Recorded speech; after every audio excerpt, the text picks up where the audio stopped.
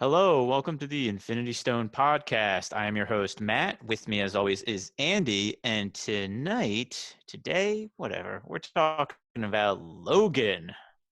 Yeah, look at us. This is like two podcasts within the span of, I don't know, a month or two.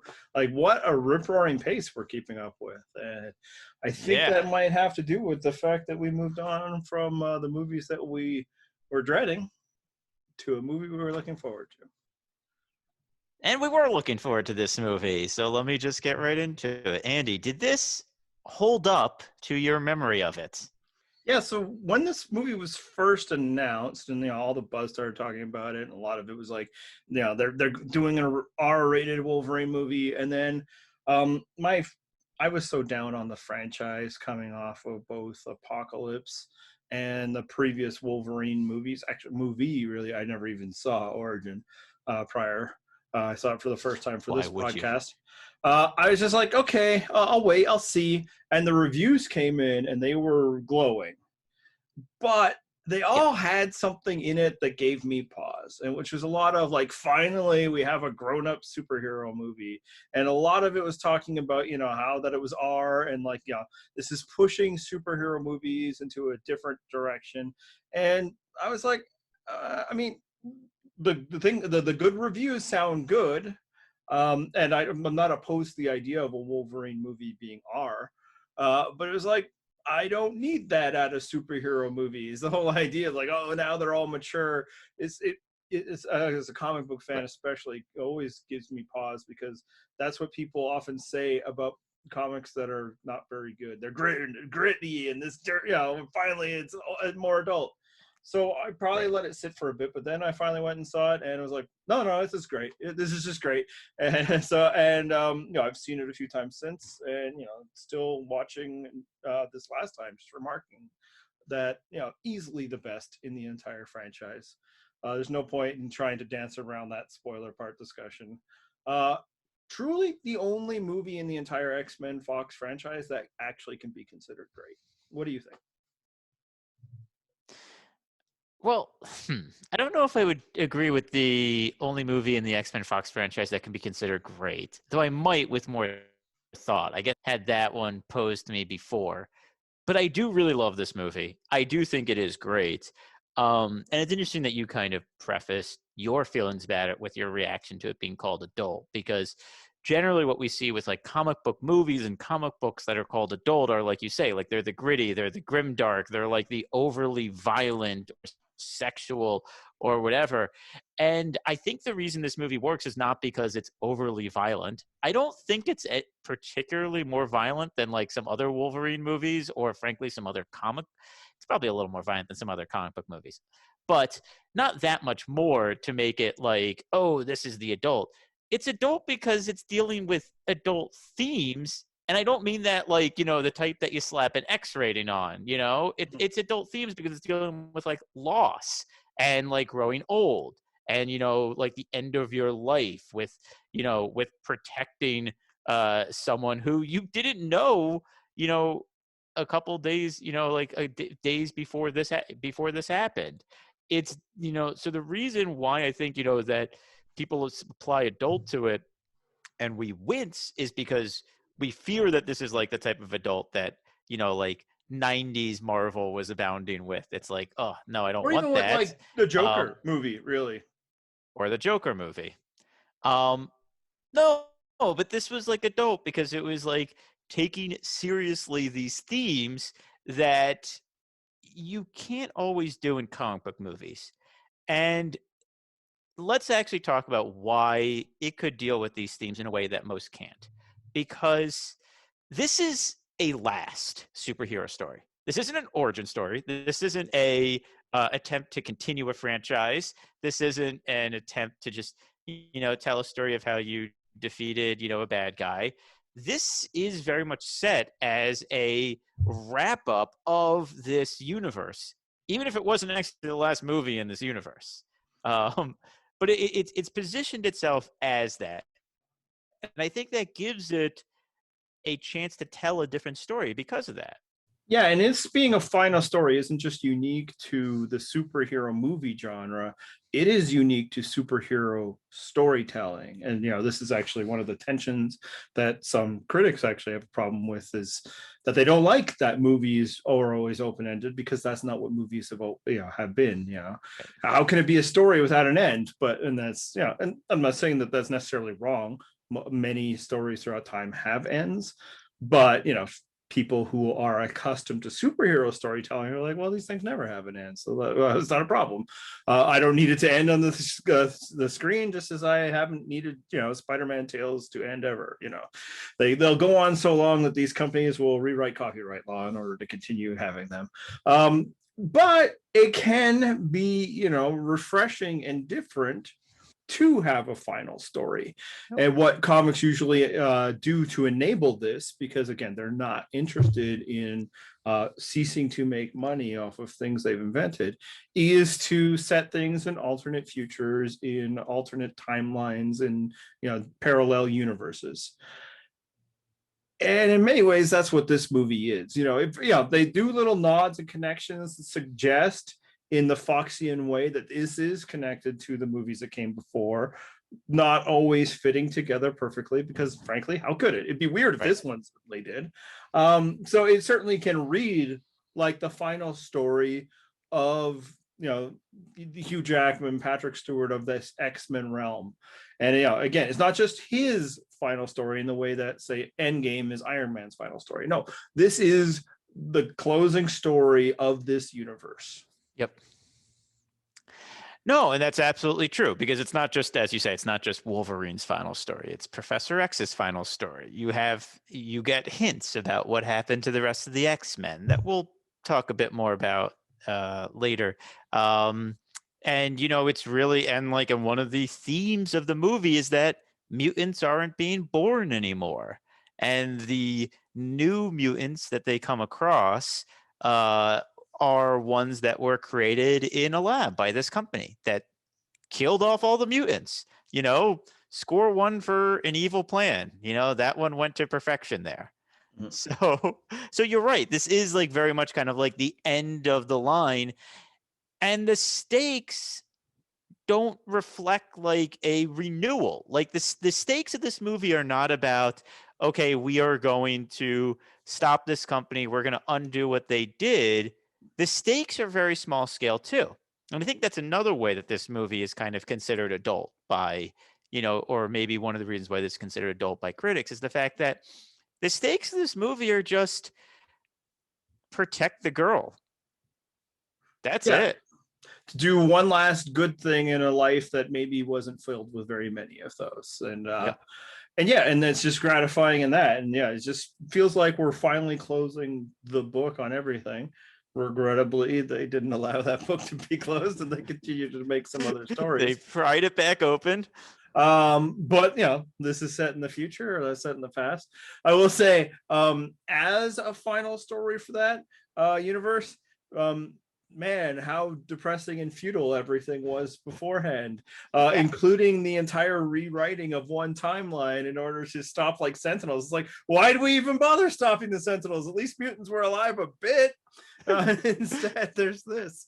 Now, that said, that no matter what you do, the future always ends in with the mutants losing is a theme explored in comic books. And in fact, it's kind of the key to the most recent X-Men reboot. But for this movie, it was just you can feel that weight of the life led of the character, and it really works as this is a final story for Logan, and that Patrick Stewart, that Charles Xavier is included, because as we've discussed many times, they're the only truly developed characters in this franchise. So it probably would have been a waste really trying to tell a final X-Men story with a bunch of X-Men that we don't care about. Instead, this is the guy that we care about, and largely it's because of the way Hugh Jackman played him. Right. Well, and it's also fitting not just for, the star power and the fact that these are the only two that got serious development, but also for the character of Logan, who is a survivor beyond all else. It's both his superpower and his character trait. Logan is the survivor. And so when all the other X-Men die, when all that's left is I guess he has Alzheimer's. It's kind of unclear what's going on with Professor Xavier. It's a little unclear, but it's Yeah. something in I that mean, vein. he probably was never fully checked out, so it's fine that they don't have the right label, but some kind of Yeah. mental degradation on the most Yes. powerful mind in the world. Right. And so the last surviving, real member of the X-Men of this group is Logan. Um, and I think there's another way that it's also kind of an adult superhero that also functions in a way that it's the last, which is this is a story about Logan getting old.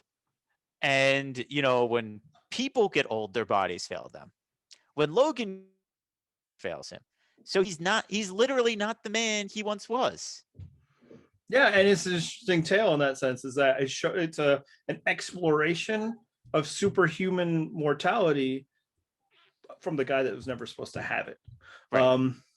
And I think the movie does really well in that respect, because I think what makes this movie great is that after all of the times they've tried to revive the X-Men franchise, all the times they try to give the spotlight to Wolverine as though he were lacking spotlight in the movies that weren't titled Wolverine, this is the time they finally got it right. And it seems like they largely got it right, because Hugh Jackman wanted them to damn it, I'm not giving up on this character until I get this one. And he had invested a lot into the character, and maybe not in all the movies. We've discussed in Origin that there are times he seemed like he was phoning it in just like everyone else. But he would come back for cameos in First Class and in Apocalypse. Every time it seemed like he was going to go away, and he's like, you know what, I'll get ripped one more time, for Days of Futures Past, and inject some life into it.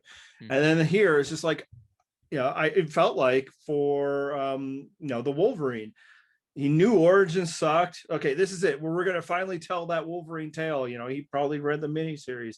And again, that didn't quite get it right. So it's like, no, we're taking it all out. We're stripping everything down. Let me just do this. Let me, put an end to this character who he had been with for, I don't know, 15 years at that point. I don't know. Yeah, somebody probably. Else did that. And also that put him on the map. Before this, he was, a dancer in Australia or whatever. And he's like, I want to do right by, Logan. And I want to do right by the fans. And you can see that effort in the performance. It's as lived in and a performance as I can really think of in any superhero movie. Yeah. Hugh Jackman doesn't really have to he didn't have to go anywhere to kind of get into Logan's head anymore, because he had both aged with the character, so he could kind of embody Logan's aging. He probably knew a bit about what it was like for Logan's body to start failing him a bit, because I imagine it was getting really hard to get that shredded as he was getting older. And so he was kind of man, I could kind of use that motivation. I imagine. I'm guessing here. I feel pretty confident in that one. And then, and so you're right. He doesn't have to go anywhere. He doesn't have to reach. He's just living this character at this point. And it feels like an actor in a TV show, that has been there a long time, that he knows his character even maybe better than the director they bring in to do an episode, or if there's later, if it's not the same writing team throughout the life of the franchise, and be like, no, I know who Logan is. And it just really feels like, he is embodying this, and he's bringing, the charisma that the character has always had, but dialed down, because he isn't charismatic anymore, but he radiates on the screen, and you feel every year in his bones. And at this point it's got to be hundreds of years, but just in every action, it's like I said, it's as lived in his performances. It's a truly remarkable physical performance more than anything. No, I agree with that too. And the other performance that I'd really highlight is, of course, Xavier. It's Patrick Stewart. I forgot his name briefly there. Oh my god. It's funny because this is very much Logan's movie, but the scenes of him bickering with Xavier are so much fun, and they have a kind of life that I feel you wouldn't get, from the earlier X-Men movie. Not because these characters wouldn't disagree with each other before, but because they wouldn't have had that kind of like time spent. Like these are the arguments that you have when you have spent a lot of time with someone, way too much time with someone, and yet you have no one else. And like they're like little arguments in the car, the way Xavier gets him to like help out the family on the road, all that kind of stuff just is really great. And Stewart has this like really kind of like impish quality to Xavier, like when in his more lucid moments, where he's kind of like he enjoys kind of riling Logan up. He enjoys, like he's an old man, he's failing, but when his faculties are with him, he really just kind of enjoys the fact that that he can still make Logan do stuff. And then when his faculties are failing him, he gives it this real kind of like heart aching, like sadness and loss of what you once were. And that's something that like I've observed, from family members that have gotten old and start to lose their faculties. There is this knowledge of your former capabilities that you sometimes have. And I think, and that's like, and that makes it so much worse in a way, because what you're what you're forgetting, what you're not able to do in a way. And I think he really kind of imbues that loss and that sorrow in those moments. Yeah, the thing about what often makes this movie great is you can strip away the cyborgs and the blades out of the hands and the psychic attacks, and this just feels like a family drama about the rule reversal that happens late in life, where suddenly children start looking after parents and that sort of thing. Yeah. And full credit to Stewart and Jackman, and they play those roles as though they are not superheroes. They are really engaging into like this is their movie, that they get to play dramatic roles. And in many moments throughout, they're not like, oh yeah, let's wait for the next battle. Like they're really committing to the drama of the moments, and you feel it. And again, in ways that very few of these movies have ever done. And this is where a lot of those early comments that made me go, frankly, probably because I'm just a little protective of superhero movies and the way people like, well, this is the one that finally gets it right. Like, no, those other ones were right too. They're just, you clearly don't like the genre they are. I like the genre, so it's fine. But what I think where this is like, there's room for both, because this movie also does plenty of superhero stuff. Let's not get that wrong. But like in the moments when they're not dealing with that, in the moments between Patrick Stewart and Hugh Jackman, or when they're going to visit, Eric LaSalle on the farm and stuff, it just feels like quiet drama. And I think it plays really well. And I think it shows that despite the very previous episode and episodes before that, where I've complained about the franchise's tendency to lean on Charles Xavier way too much. A commenter on YouTube even brought up a good example, is like, if it would be as though the Harry Potter movies were always about Dumbledore. In this movie, it's the right choice to include Xavier to conclude what was the story of his dream. This is where Xavier's, everything he had worked for, ends with, him in a water tower, with a, indifferent Wolverine just trying to get them on a boat. Yep.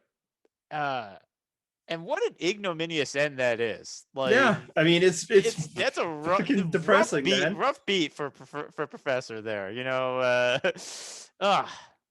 no, it's a really depressing note to end the franchise on, yet still much less depressing than Dark Phoenix. Or rather, New Mutants. Yes, actually, that's even more. We don't know. We've never seen the movie, but like, we're gonna end this whole multi-million, probably that's maybe billion. Nah, probably never got to billions. Billions is a lot. A movie that nobody cares about and most people don't know exists. That's the end. Another performance I wanted to highlight here is Boyd Holbrook as Pierce. Yeah, I think he's a fantastic villain in this. He's got that good kind of laconic asshole charm going. Yeah, he just drips with charismatic menace. Like, Yeah. and what is nice is like he never actually has, oh, well, not never, but he rarely has to do a lot of overt threatening. Yeah. It's just because of everything he says, the way he just commands a presence that like he knows what you know, and he knows you know it, and he doesn't even have to say the threat because we all understand what this is being talked about here. And Yep. yeah, I just think he's really electric in this film, and it's actually kind of gets to another common complaint that I've levied against a lot of these movies. Um, his Donald Pierce is nothing like the comic book character Donald Pierce, other than blonde hair and cybernetic parts. But I don't care because he's a good character, and I think it kind of shows that like the franchise could have broken all of these rules that we've listed as flaws as Right. long as they made good movies. But they did it, so then they become bigger problems. So yes, I don't care that once again Xavier has to be big. I think it works perfectly. I don't care that Pierce isn't like he is there. I don't. There's a lot about those things that it just doesn't matter if you get everything else right, and this movie did. See, I actually think Pierce isn't too far off from his comic book character. I mean, like, how much more is there than just like kind of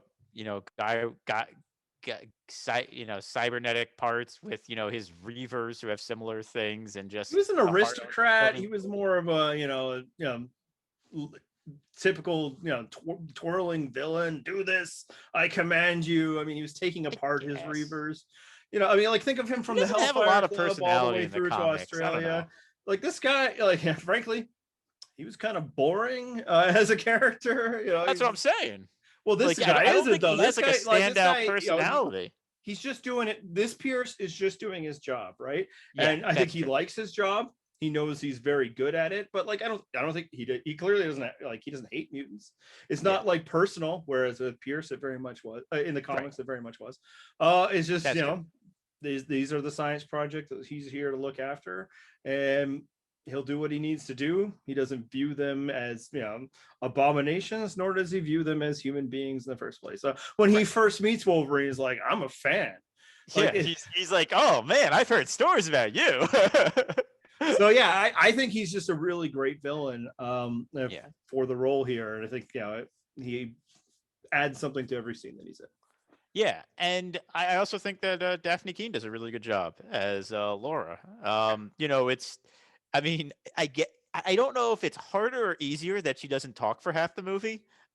Because in a way, it's kind of both. With a child actor, you can kind of cover up a lot by Mhm. having them not talk and just react.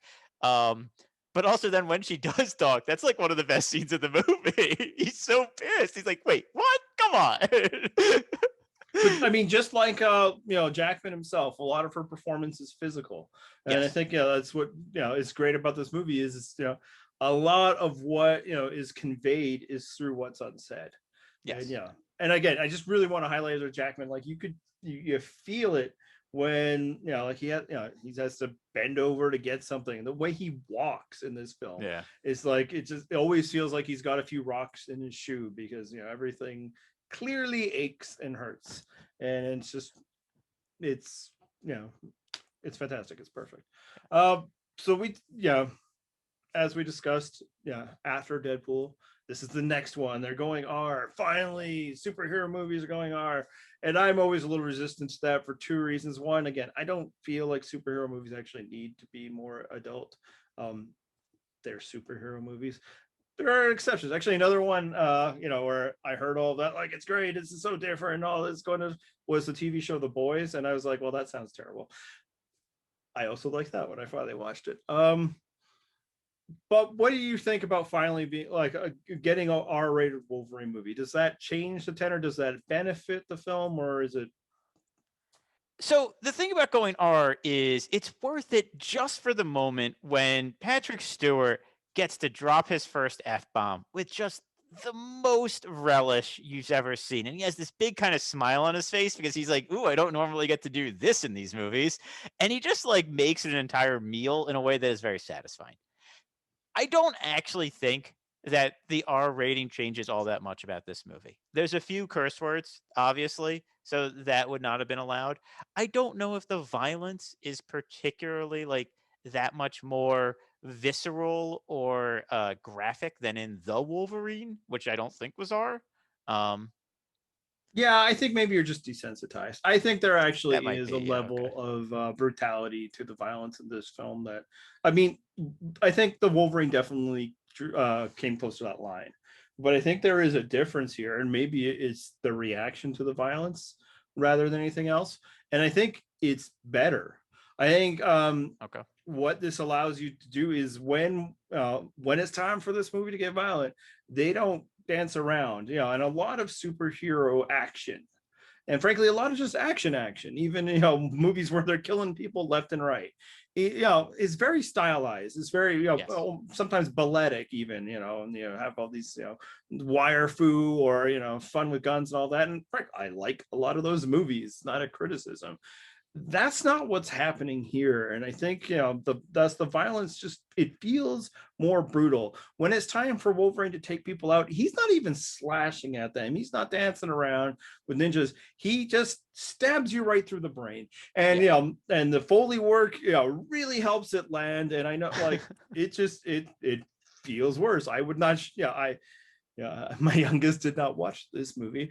My wife was like, "Oh, like, you just feel it a bit more," and part of it is because Wolverine is feeling it more now. So Sure. when he gets stabbed through the armpit by his doppelganger, that's a little more intense. Now, obviously, we were told in earlier movies that Wolverine feels this all; it just heals. Right.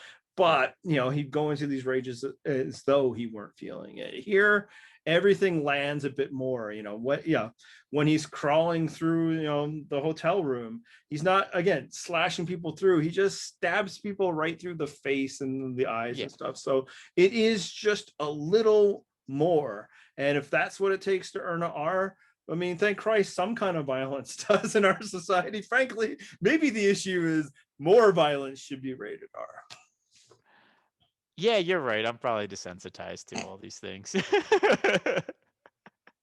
I uh, mean, a little girl cuts a dude's head off, although we don't see that. We just see her tossing the head. So what's that? yeah, That's nothing. come on, toss in the head. That's nothing. That was Uh, great. And also, that head, pretty good recreation of Skullbuster, I believe his name was. Or no, wait, it was oh, I didn't even Skullbuster the think one about with the that part. tank? I can't. I Oh, think he's the Skullbuster one was with the the tank. skull. Bonebreaker. That's who that Bone was. breaker. Yeah. Okay. Yeah. Nerd. I'm calling myself. It's a fitting description.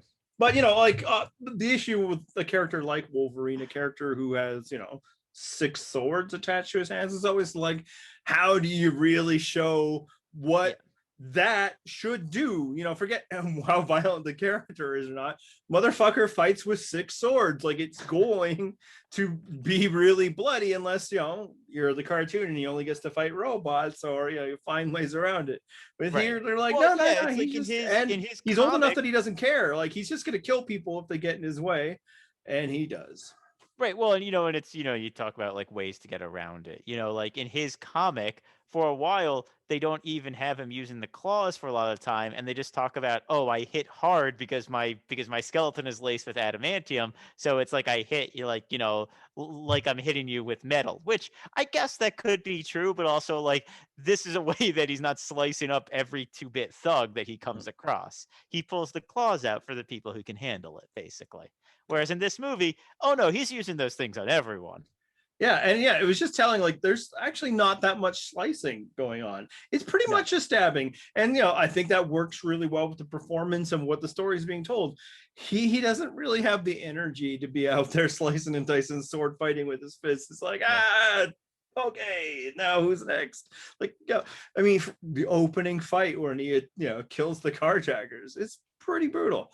And I think really well done in that respect. All right. This is the time of the podcast where we discuss the best sequences. Do you have a choice of best? It's tough because there's a lot I like about this movie, so it's hard to kind of pick like a sequence that is like, oh, this is my favorite one. Um, I think, I mean, like, the ones that I think about the most are not the action scenes, though I do enjoy the action in this movie. Particularly, I like the escape from the compound when he's dragging the fence and he's using it to like take out some of his pursuers. Like, that's a nice touch. Um, But I'd actually say it's like one of the quiet moments, like, and I referenced this earlier, when he learns that Laura can talk. And it just, I think it's like the moment when like it really kind of helps cement their bond together, which to this point it had mostly been Laura with Professor Xavier. And then Professor Xavier died. And now it's just the two of them together. Then, she says something, I think in English first, and then she goes into Spanish. Is that right? I think it might just be Spanish. If it's English, it would be so quick because she's really going at it fast, which would Right, also right, probably right, right, suggest Spanish because other languages often goes faster than ours. right. Well, yeah, she says something, and then he goes, no, and then he goes, wait, you can talk. You could talk this entire time, and then she starts, yelling at him in Spanish. And I just really love that scene because he's hung up on the fact, like, wait a minute, you can talk, and she's trying to tell him something like actually like that really matters to her, and he's Yeah. like, no, go back. You can talk. It's a very like funny scene. It's very kind of cute, and it also like really alleviates the tension that occurred right after this incredibly heavy, depressing scene at the farm. Because in my mind, like that scene is the most depressing in the movie, and Yeah. you really kind of need something light after that. Yeah, no, the farm battle, in fact, before I had rewatched, I thought about it like as a candidate for my worst sequence simply because um this feels like such a violation. But then when I watched it again, it's like that's what it's supposed to. Yeah. And so I like it the least that like this family who were good and it just helped them all fucking die. And like when I was thinking about it, it's like did the movie really need to do that? But I think the movie really plays it well, and they are well aware that this is another debit in Logan's ledger, and one that he himself was somewhat trying to avoid, but wasn't um, it wasn't careful enough. He knew that we could be putting these people in danger, but he listened to Xavier, and I think the movie does a good job in showing that the weight of that this is just another horrible part of his horrible life. What a wonderful movie, and I mean that. For me, I think I decided it is tough to choose because I think it's just wall to wall excellence for this film.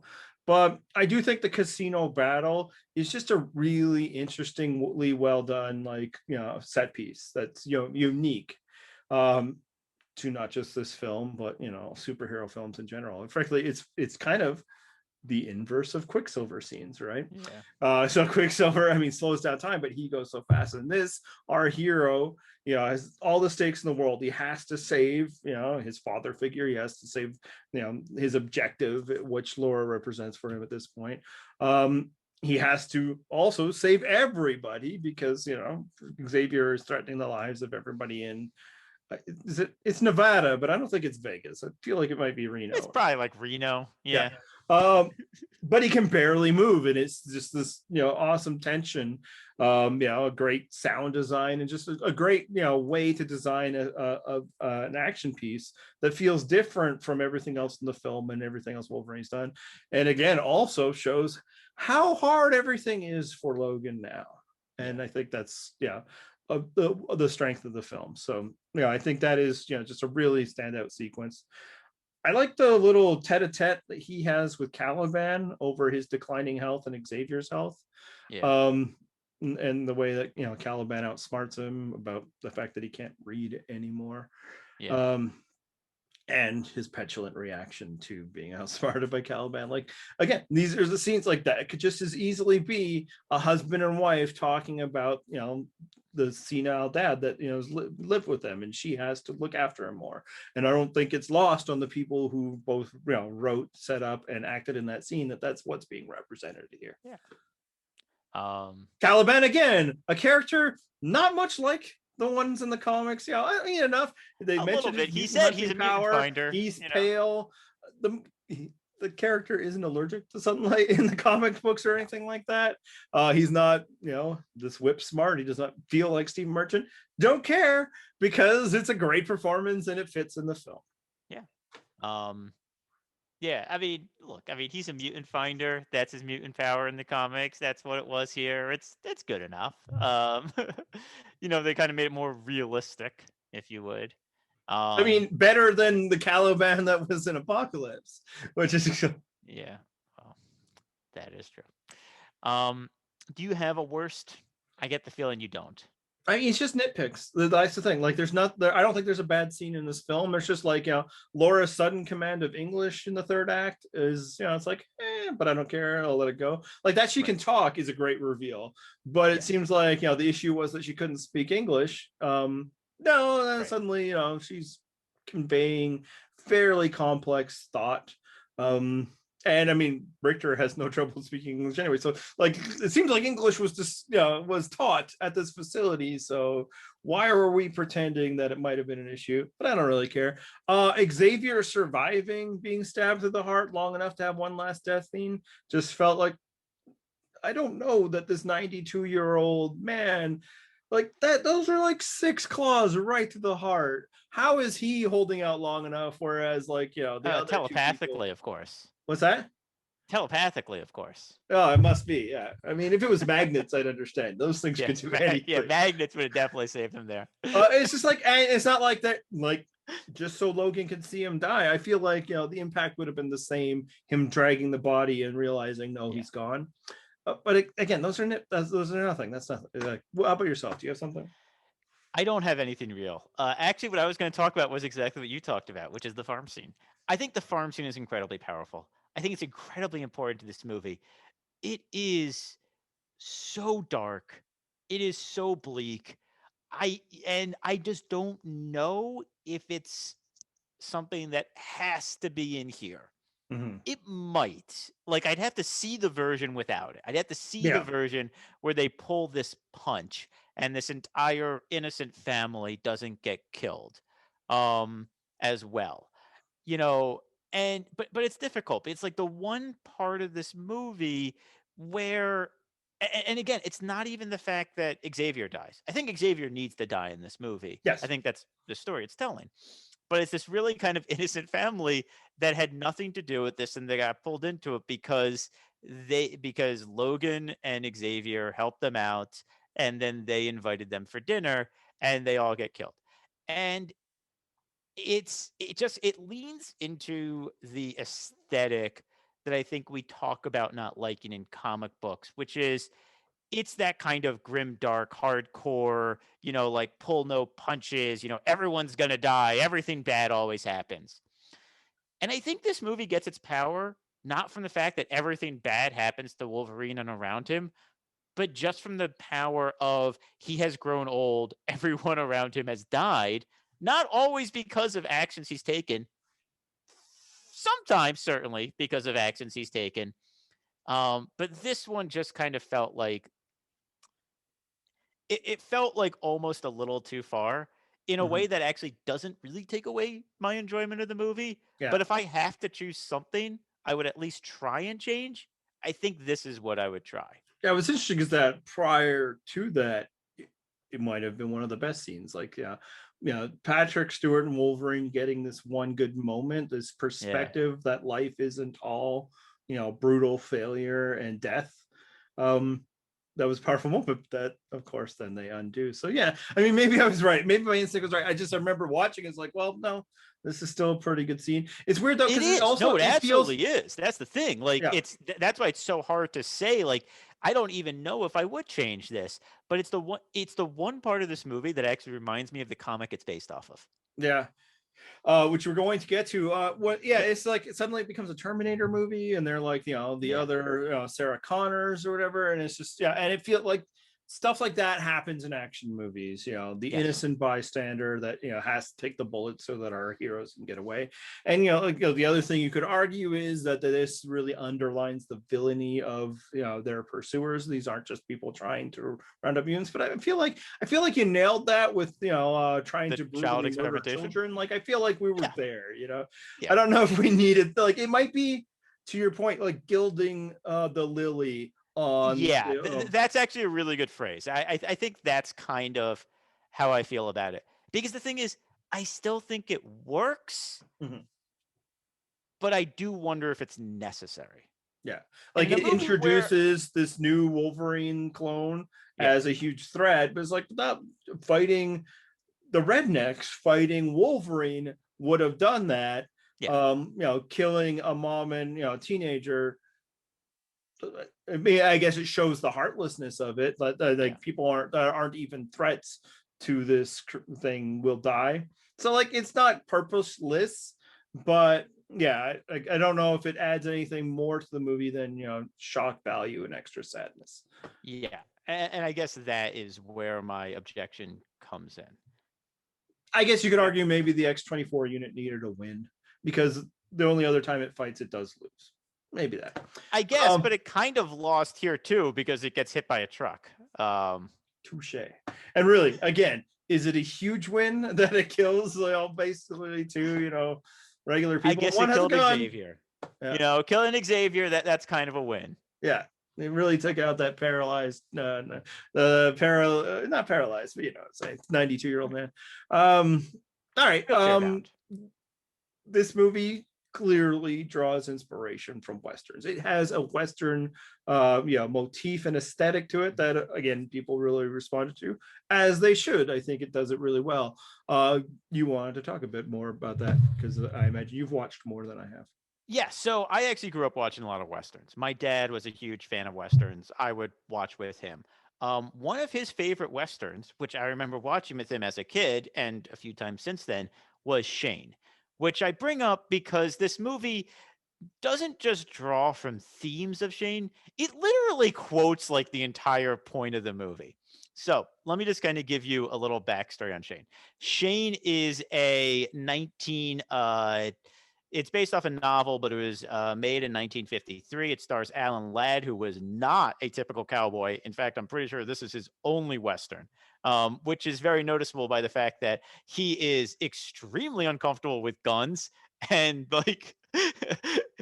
in the climactic scene, he is shooting that gun with his eyes closed and pointed nowhere near the people he's supposed to be shooting it at. Doesn't take away from the fact that it's actually a really good movie. What Shane is about is Shane is basically just a guy that wanders into town, and in this town, the people who have like their claims to the land are being threatened by the rich cattle baron, essentially. And he's trying to use both legal and extra legal means of running people out of town. And it escalates. He hires a very skilled gunfighter. That guy baits someone into dying so they can claim that dude's land after they kill him. And basically the family that puts Shane up is the father is like, well, someone has to stand up. I'm going to go stand up. And Shane basically knocks the dad out. He's like, nope, no, you're not. I will. And he goes in there and he kills the cattle baron, like the cattle baron's man and the gunfighter. And then the iconic moment of Shane, the part that everyone remembers it for, is he comes back to the farm. He meets the son, and the son had like grown this real like hero worship attachment to him over the course of the movie. And he says goodbye to the son and he leaves. And that's the part of the movie that you heard quoted twice there was part of his goodbye speech, which I just want to read it again. Because what he says is, there's no living with a killing. There's no going back from one. Right or wrong, it's a brand sticks, there's no going back. And then he walks off. And like he rides off, and the movie ends with the kid basically yelling, "Come back, Shane, come back." And that's how the movie ends. Now, there's a few things that I actually didn't realize when I was a kid because they're like a little subtle. There's a quick line here, you might miss it. Shane's wounded in the gunfight. So he's going off. He hasn't received medical care. He's probably going to die. Like he is definitely kind of like, the animal slinking off to die. But there's also this theme about like what violence causes, which is Shane just went in there and he killed a bunch of people who were well within their legal rights with everything they had done up until this point. Like there is going to be a manhunt for this guy if he survives. And if you're seen harboring him, that will, you're going to get into a heap of legal trouble. And you're probably going to use the land that he just killed all those people to protect for you. So there's also an element that Shane is sacrificing himself because it's not, the violence, you can't just commit an act of violence and then put it aside and not think about it and go to an ordinary life. The entire point of Shane is someone who commits these acts of violence, they follow them, just as violence follows Wolverine throughout this movie. And this is where I'm going to tie it in.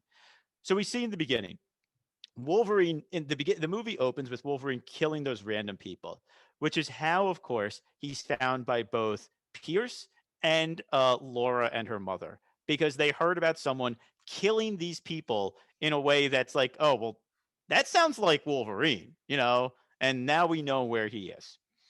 But then, of course, there's the fact that violence literally follows him in the form of Pierce, his young doppelganger, whatever.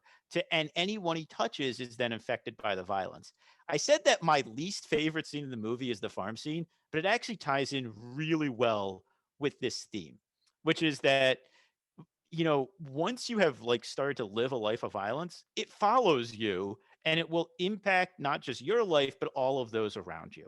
Shane walks away at the end because he doesn't want this violence to impact the kid's life, the family's life that had brought him in and that treated him well. He knows that if he stays around, it will impact them. They're going to suffer the consequences of his actions, and that's something he can't live with. Now, where this movie kind of differs is that Shane commits these acts of violence to protect and distance the people that he cares about. And in this movie, that's not really the case. The Joey analog in this movie kills just as much people as just as many people as Logan does. So Laura has to live with this violence herself.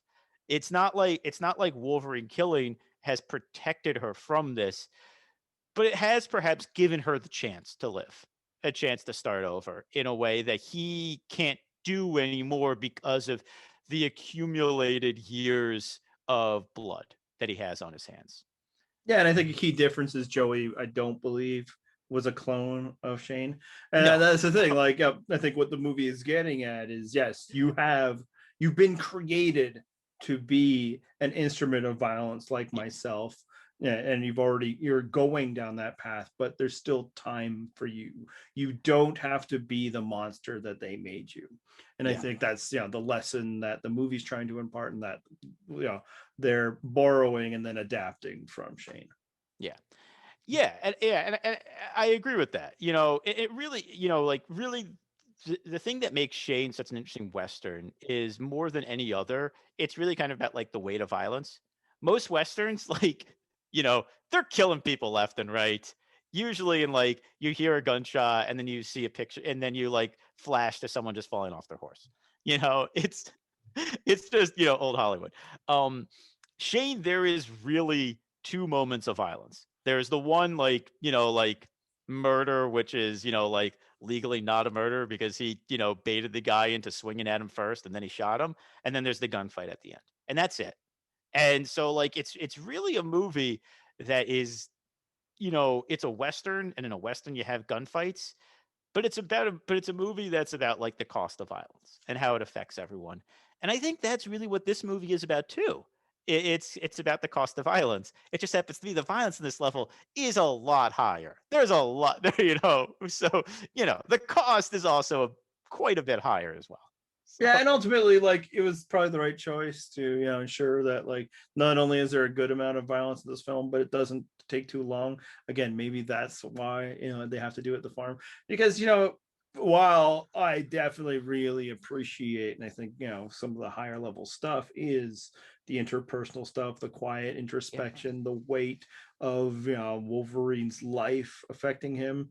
You also don't want your Wolverine movie to be like, Ang Lee's Hulk or something. You don't want like, a lot of the audience you don't want it being to go like, quite that far. Get to the stabbing already. So I think the movie balances demands of both the mature story it's trying to tell, but also recognizing that a good chunk of its audience is here to see the Clawman fight.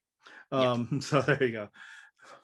And I like both. Like again, I'm really interested in dramas like this and quiet stuff, but I'm not necessarily from superheroes, so that you could balance both is I think a good strength of this film. And I've discussed this a bit throughout, but it's not that this movie is without some of the problems that have recurred throughout Fox's run. One more being that right near the end, they're like, hey, we need a name for this mutant, so let's throw power. Oh, this is Richter. Nothing like Richter, other than also Hispanic. And I suppose the powers resemble his. He moved the earth to move something. Okay. Again, it doesn't matter because this is a good movie, and it's like when Fox would be able to make good movies, and I said that this is the only great one. What I meant by that is I think others ascend to the level of very good, but I think then you get to sometimes people using that as a cudgel against Marvel. Well, you could never make this movie in the Marvel way, and to that I'd have to say they're probably right. It's hard to imagine, as currently constructed, the Marvel Cinematic Universe, which is pushed out by Disney, to make a film like Logan. And that is the question, well, how did they do it? And does this point to some level of superiority, or at least, if not superior, then like why you'd want this other property? And what I think is there, it's like, yeah, this one's great. Look at how long and how many things had to go to get to this point. And I don't, I want to give this movie credit. I want to give the people in it, the people who made it credit. I don't want to give Fox credit for this, because I feel like the reason why Hugh Jackman did like that otherwise, pointless cameo in Apocalypse, and why he kept doing this is like, if I give you guys this, can you finally let me make a good Wolverine movie? I thought we were doing that with the Wolverine, and you fucked that up. And so it's like, just like Deadpool, I feel like this movie isn't a result of the Fox movie making system. It's it's a result of, like, in spite of it. Yeah. I don't disagree. I mean, it's tough because, of course, like, this isn't burdened by the fact that Fox is trying to make a franchise out of it, which is, I think, when their instincts go the most awry. This isn't burdened by a lot of meddling, because you can tell that this is like a passion project. I imagine this was a lot cheaper than some of the other ones, because like there isn't a ton of action. There aren't a lot of actors. There's like 6 actors in the main cast. Like there's not a lot of people in this movie. And it's like, so I imagine they were able to do this cheaper. I agree that this was definitely a, hey, let me make this movie. I got the, it's like, we got the name recognition. You'll make some money off of it. We'll be able to do it in this budget rather than that budget. And this is it. Let me do this one last one. Yeah, I mean, I didn't look. Better podcasters than me would have done the research, but I have to assume that this is a lower budget, because I think that's also how you get clearance to be R. Is because one reason why you're not going to get, it was around 100 million, so is like, well, we don't need as many people in the theater, so restricting those that can be, it'll be fine. And I mean, as we led off the discussion, that like one of the strengths of what's unique about this is that it's a final story. That's not Fox's choice so much as I believe it's Hugh Jackman's choice. He's like, I'll do one more, and that's it. And so knowing that this is going to be the end of their Wolverine sub-franchise, which isn't really that successful for them anyway. This was the most successful. Well, of course, this one would have been. It's a really good movie, But like prior to this, the Wolverine sub-franchise hadn't been that successful. So, well, I meant from a box office perspective. Despite being rated R, this made almost as much as the 2 previous Wolverine movies combined. Yeah, no, it doesn't surprise me that this was very. I mean, I also remember that it was very successful. But what I was saying before that is they were closing out a franchise that hadn't been, right. So, and the choice to end it, the choice to tell a final tale, I'm assuming was, James Mangold's and Hugh Jackman's, and Yeah. they just, they had to work with Fox because that's who owns the property. But I don't feel like this shows the example of stewardship over it, And I think sometimes the best you could say about Fox, and maybe same with DC, is that every once in a while they will give the directors more freedom than absolutely Marvel will ever allow theirs to have. And I think people like to hold up the shining examples, like this is why Marvel should do it, so they could get their own Logan. But the counter argument is why you should not do it is that you're going to get a lot of Dark Phoenix and a lot of the Wolverine and a lot of X-Men Origins. Like, and maybe that's the question: is the heights of a Logan or even a Deadpool worth the lows, or is it better to have Marvel's consistent level of quality? Right. I mean, and the one thing I would say to that is I think Marvel could perhaps give some of their more proven directors, which they have now been pulling in a bit more commonly, like Ryan Coogler or I mean, I would say Taika Waititi, though I guess he wasn't as proven when he made Ragnarok. I would say they could give them a bit more freedom. You don't have to give them entire freedom. You could still have a lot of input, but one criticism of Marvel is that all of their action stuff is done by second unit directors, like their in-house stuff, which does kind of give it a bit of a sameness. And I think you could feel that more in some movies than others. Like I think we felt that a bit in Captain Marvel. I think if you give the directors more control over that, I think it would not have that sameness. Yeah. But you're right. That might lead to situations where like, well, this isn't very good, and then situations where like, oh, this is great, and so yeah. So what's better in those instances? Is it the consistent quality? Is there a way to maintain a level of consistency but also give some of that freedom? I mean, I think there is, but that is tricky. Yeah. It is.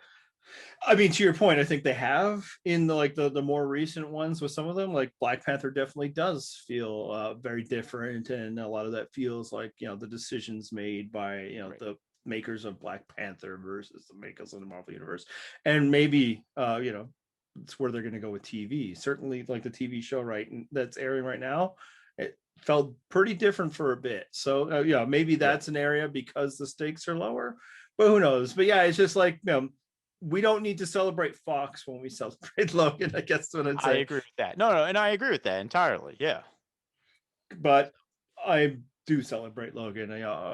It's not a movie I'm going to rewatch a lot. It's a little longer. Can't watch it with my kids. But every time I've watched it, it's like, man, they nailed it. And it's really gratifying because another theme that's been going through a lot of our discussion is how much they didn't, and both, not just the ones that were bad, but even the ones that were really good. It's like, that was a good movie, I enjoyed it.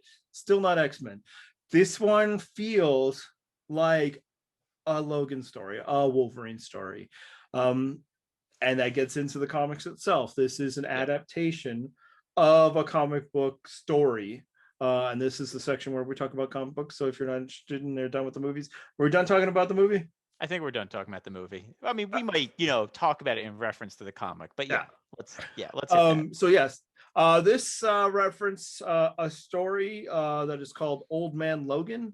It took place in the pages of Wolverine. So if you're out there looking for it, don't necessarily look for the comic book called Old Man Logan, although I suspect collections probably now call it Wolverine Old Man Logan. I think it was in volume 3, issues 66 to 72, and then finishes in a Old Man Logan giant size #1. It was by the writer Mark Millar and artist Steve McNiven. And this and the Old Man Logan story tells the final story, not necessarily a final. Yeah, it's not the final act. Yeah, tells a story where Wolverine has outlasted the heroes of the Marvel Universe. He now lives in a world where the heroes are all gone. He is old, hence the title, and just trying to live a life, no longer superhero, no longer violence at all. He just wants to live the life of his family. He is given a mission to go across the country to accomplish something. And so that is where the film is adapted. It takes a lot of differences from there. So this is a fairly acclaimed story. People, I mean, it was acclaimed enough, I'm guessing, that it caught the attention of the people who made this movie. And I say, like, much like the movie itself, I wasn't necessarily prepared to like it. And a big part of that is that Mark Millar is like the edgelord supreme of comics.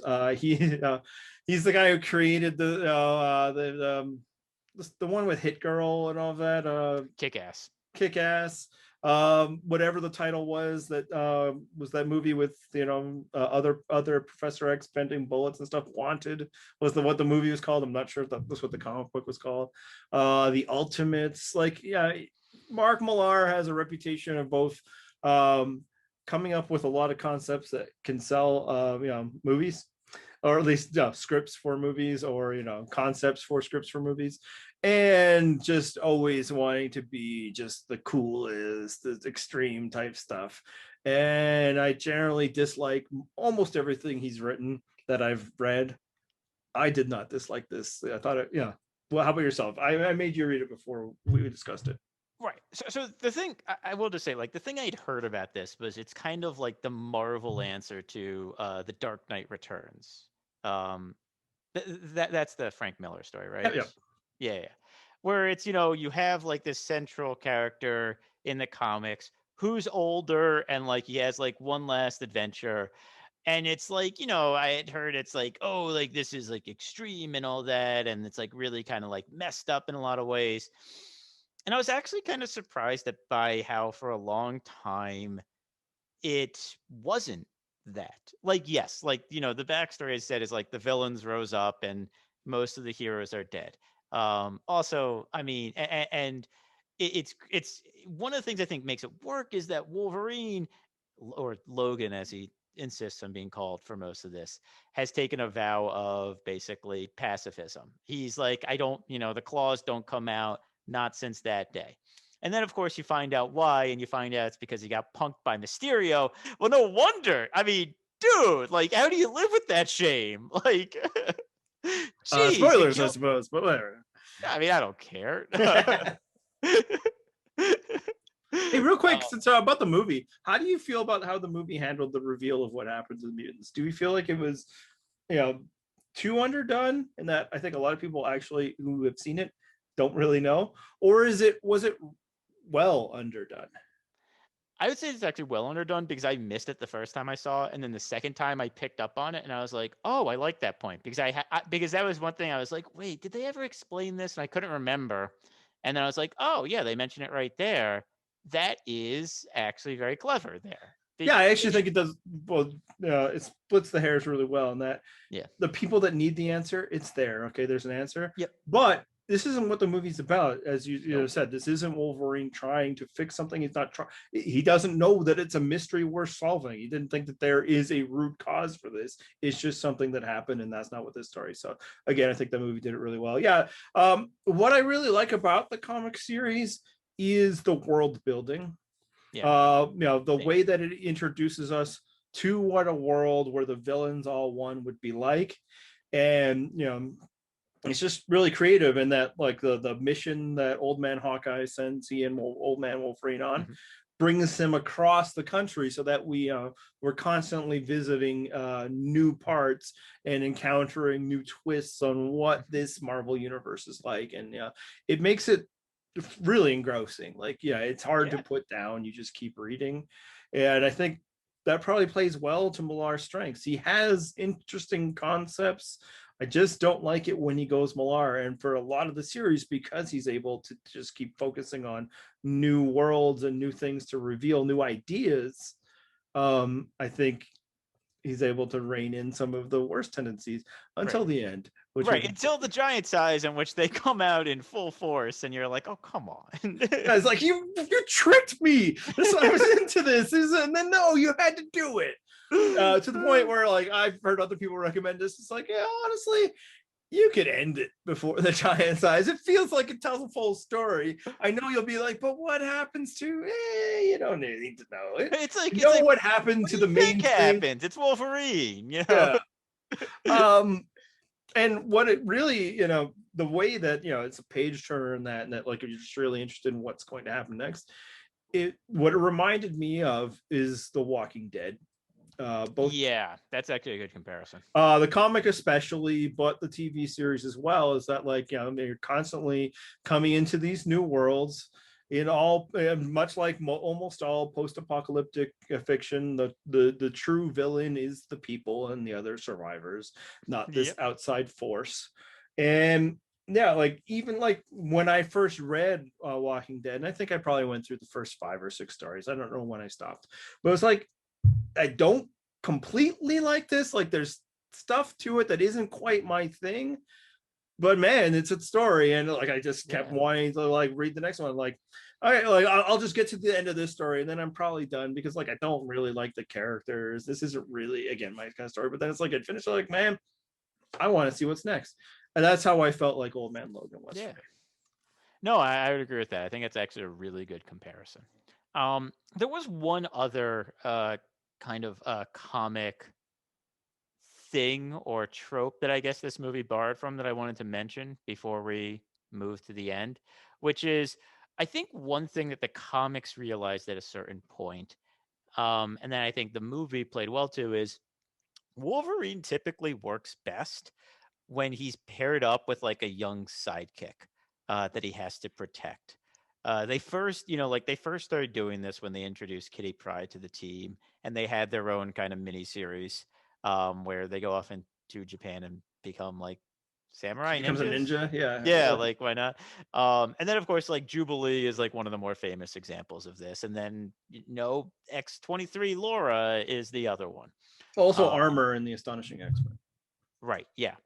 Um, and I think those work well because like one of the things about like Wolverine is like he needs to be grounded. Like he needs to not forget himself. It's too easy for him to kind of like forget the man and only remember the beast is kind of like the way it's usually portrayed in the comics. It's too easy for him to just give in to like the bloodlust or the violence, and having someone around him can kind of pull him out of that, can kind of keep him like more focused on who he wants to be rather than like his basest natures.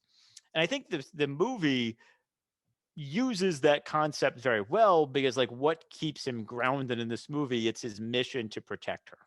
Yeah, and I mean, I think both characters that he interacts with throughout the time does this because a lot of the issue with Wolverine, a lot of his interactions with peers or other adults is it's just so easy to fall into like a misanthropic type thing. He's this gruff guy, the cool loner, the lone wolf, not a wolf, not a wolf.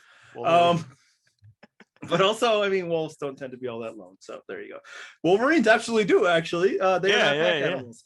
But yeah, so you'd be interacting with like a Cyclops or a Storm, and be like, well, fuck you, asshole. Eventually, like an adult will get that way.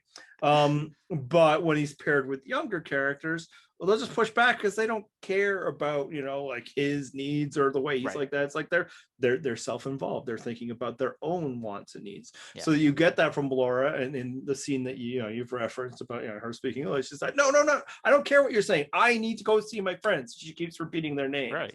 Laura, Richter, or whatever, and going to this place that I've been promised. And he's like, this place isn't real.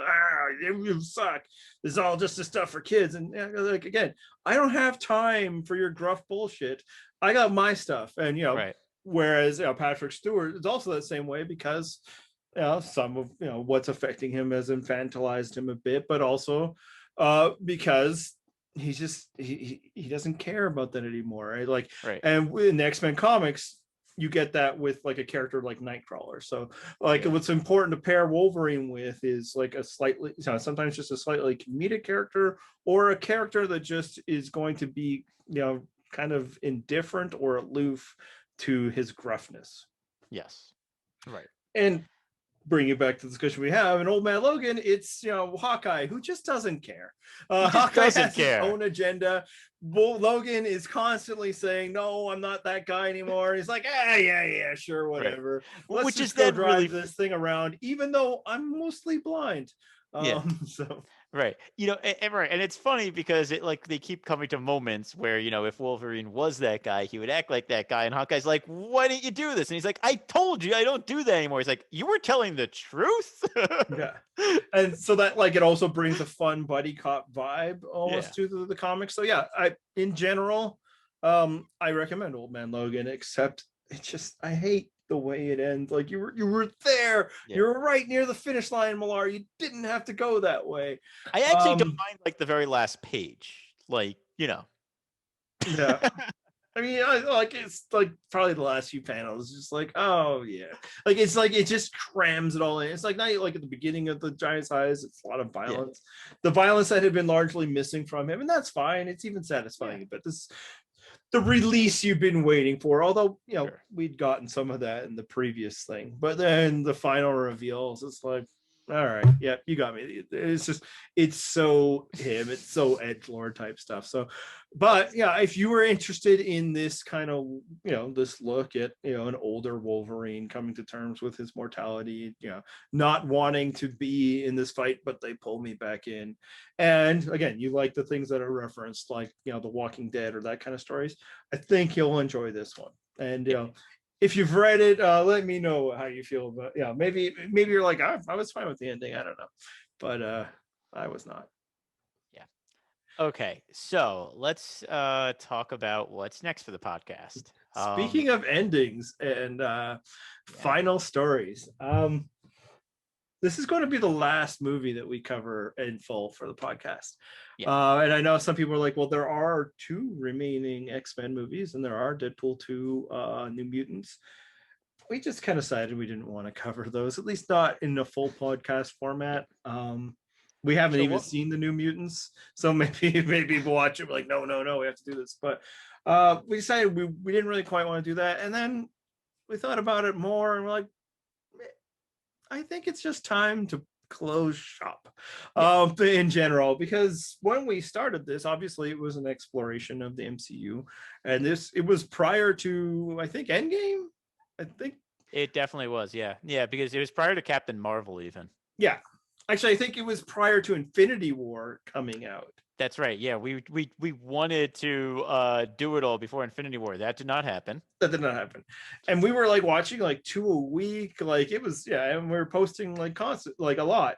Maybe we are 2 within a podcast. I don't know if it was a weekly thing. I doubt it was a weekly, but it might have been every 2 weeks.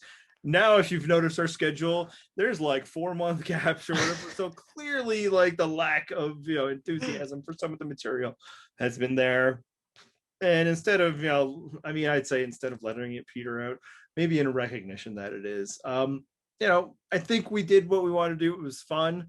We absolutely appreciate anybody who listened to it, but I think it's time, if maybe not forever, but at least for now, to say that was good. The MCU is going to come back with more movies. As of right now, we don't plan to come back to cover them as they're released, because I think that was another thing we've noticed, is we enjoyed talking about movies that we had seen a lot before, and thoughts that we'd had about them, more than we had instant reactions to things that we'd first seen. What do you think, Matt? No, and that's one of the reasons why we're kind of closing shop. The couple instant reaction podcasts I feel like we did, I don't feel were as strong. I think that we were able to kind of talk about a movie much better when we had seen it a few times, when we had been able to kind of think about the reaction in a different way. When we had to have an instant reaction, it was like, okay, we're both going to try to see it this weekend so we can record it here. And you're just kind of talking off the top of your head. And while we definitely would hit points that are important to us, I don't think we got the same level of depth. And then with the X-Men, as you might have been noticing, probably not in this one, or maybe even not in the Dark Phoenix one, which I actually think we had a lot of interest in. But before that, our attention was just kind of waning. And so Yeah. I think it's better to kind of wrap up now before it's gone on too long, or when it's only gone on maybe like a few too long, Yeah. rather than drag this out forever. But Now, we that are said, this is not going to be our final podcast. This is right now the final one we intend to cover as a cover one movie. But we do plan at some point in the future, we don't yet know when, we will do one last podcast where we rank all of the movies within the Fox cinematic universe. However, to do that, we still got to watch two more. So, That's right. that list will include our thoughts on Deadpool 2 and the New Mutants. We just didn't feel like they needed their own podcast to do that. Yeah. So we will be back at some point with that podcast. If you really want to hear our thoughts on Deadpool 2 and the New Mutants, we'll talk about them when we rank them. It'll be pretty similar to the episode we did where we ranked the MCU. I imagine it will actually be very similar to that, except ranking Fox movies. We might so hopefully also shorter stop. because there are fewer of them. Yes. There's 13, I believe, versus the 22 or 23. Yeah, we did it after Ant-Man and the Wasp, so however many that was, I guess. But I think we do did it it after before Far Far From From Home. So I don't know if we did it after Far From Home. Anyway, off topic. But it will hopefully be shorter than that. We might compare it to like, oh, how would this rank in the MCU for fun? But for the most part, we'll just be kind of comparing our own list, talking about what we did, kind of rehashing some of those points, and we'll go a bit more in depth into Deadpool 2 and the New Mutants. But again, I just want to thank anybody who has been listening to this. If this has brought enjoyment to you, that's great. I don't think anybody's be like, no, my favorite podcast is gone, because again, we are mostly gone. We are gone more than we're not at this point. So, I doubt this comes to shocking, anybody like, no. But yeah, we appreciate it. Hopefully, when we have that next Absolutely. one, which may still beat the MCU to theaters, who knows? In fact, I kind of feel like it probably will. Yeah. So yeah, when that comes out, hopefully you'll check it out. Appreciate everybody who's listened and dropped comments. You could do that on our website, which will continue to exist since we paid no money for it. infinitystonepodcast.wordpress.com. Any other thoughts? That's it. Let's wrap it. Thanks again.